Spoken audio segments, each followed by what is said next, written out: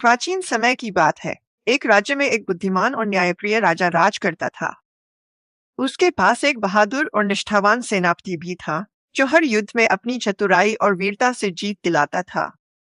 राजा को सेनापति पर बहुत भरोसा था। एक दिन राजा और सेनापति जंगल में शिकार के लिए गए।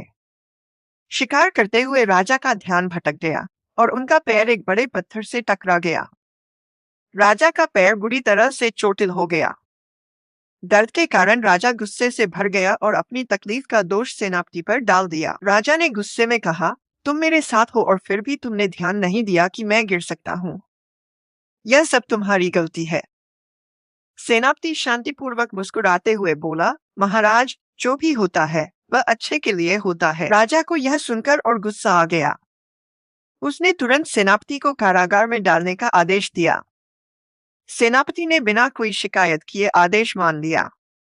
कुछ दिनों बाद राजा का पैर ठीक हो गया और वह फिर से शिकार के लिए गया। इस बार वह अकेला गया। जंगल में राजा भटक गया और उसे आदिवासियों ने पकड़ लिया। वे राजा को अपने देवता को बलि चढ़ाने के लिए तैयार कर रहे थे। जब राजा को बलि के लिए तैयार किया जा रहा था, तब एक आदिवासी पुजारी ने देखा कि राजा के पैर में चोट का निशान है। उन्होंने कहा, यह व्यक्ति अपूर्ण है, इसे बलि नहीं चढ़ाया जा सकता, इसे छोड़ दो। इस प्रकार राजा की जान बच गई।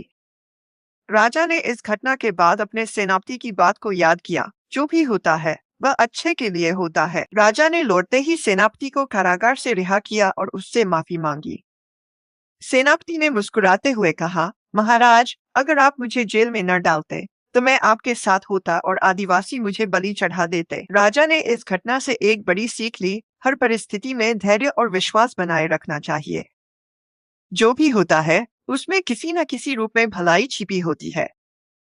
शिक्षा, हर परिस्थिति में सकारात्मक दृष्टिकोण रखें, क्योंकि हर घटना के पीछे कोई न कोई कारण होता है।